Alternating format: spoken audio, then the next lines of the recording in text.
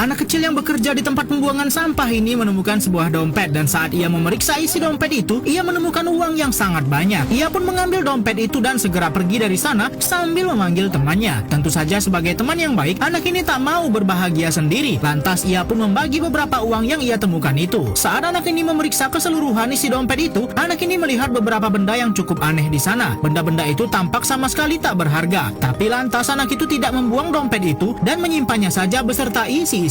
Dan inilah dia pria pemilik dompet itu. Saat rumahnya digerebek polisi, pria itu lantas segera kabur dari kediamannya. Saat polisi sudah hampir menangkapnya, untung saja ia bisa kabur lewat jendela. Tapi sepertinya semua sudut tempat ini sudah dikepung oleh kepolisian yang menangkapnya. Dan sampai akhirnya kaki pria ini tertembak.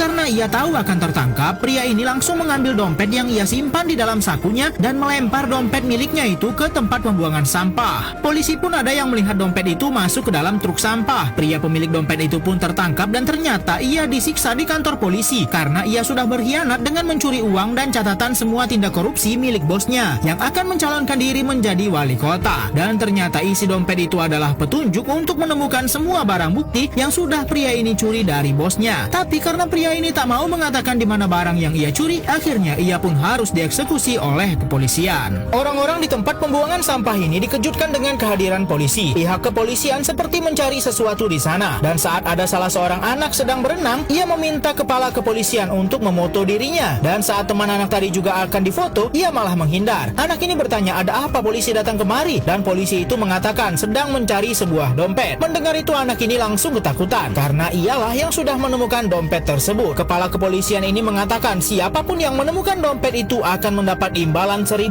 sebab isi dompet itu adalah sesuatu yang bisa mengungkap sebuah kasus korupsi yang besar. Mendengar itu, anak yang menemukan dompet ini berusaha menyembunyikan dompet itu sebab ia sama sekali tak mempercayai perkataan polisi terkait dengan imbalan itu. Akhirnya anak ini pun bersama temannya memutuskan untuk menyembunyikan dompet itu di tempat yang jauh karena di rumah mereka pasti tidak aman. Mereka pun masuk ke dalam selokan. Mereka akan menyembunyikan dompet itu di bawah selokan ini yang merupakan tempat tinggal teman mereka. Tapi teman mereka ini tak mau menyimpan dompet itu karena tak ada uangnya dan tak ada imbalan untuknya. Mereka pun akan pergi dari tempat temannya itu. Tapi anak ini malah mengambil kunci yang ada di dalam dompet itu dan mengatakan kalau mungkin kunci ini yang dicari oleh polisi. Lalu ia mengatakan kalau mengetahui kunci itu fungsinya untuk apa. Sehingga keesokan harinya mereka langsung pergi ke suatu tempat menggunakan kereta. Sedangkan di tempat itu ternyata banyak sekali polisi. Anak-anak yang bekerja di tempat pembuangan sampah ini tiba-tiba berlari ke suatu tempat dengan sangat buru-buru. Ternyata di sana ada teman mereka yang baru saja dibawa pulang dengan kondisi penuh luka. Anak ini baru saja diculik oleh polisi karena anak ini menyimpan bukti-bukti korupsi salah satu pejabat yang dilindungi polisi di tempat ini. Tapi walaupun begitu, anak-anak ini tidak pernah jera. Mereka malah melanjutkan aksi mereka untuk mencari rumah koruptor yang ingin mereka bongkar kasusnya. Hanya dengan modal nekat, akhirnya mereka berhasil menemukan rumah koruptor itu. Dan ternyata ada orang yang berbaik hati di sana, yaitu petugas kebersihan yang bekerja di rumah koruptor itu. Ia melindungi anak-anak itu dan bercerita bagaimana bisa koruptor itu semua kebusukannya terbongkar. Sedangkan satu temannya yang lain bersama salah seorang wanita sedang berada di sebuah penjara. Mereka menyogok petugas lapas di sana agar bisa masuk ke penjara itu. Dan di dalam sana mereka akan menemui seorang napi yang ternyata itu adalah paman dari orang yang sudah membongkar korupsi pejabat itu. Dan anak ini memberikan pesan orang itu kepada pamannya kalau rencananya sudah akan berhasil untuk menghentikan koruptor besar itu. Mendengar pesan dari anak itu, napi ini sangat merasa lega karena usahanya tak sia-sia sampai di penjara. Dan kembali ke beberapa waktu sebelumnya, inilah dia orang yang berhasil membongkar kebusukan koruptor itu. Pria ini adalah tangan kanan koruptor itu sendiri. Ia dipercaya menjaga berangkas tempat penyimpanan semua hasil korupsi bosnya dan bagaimana ia membongkar semua kebusukan koruptor itu.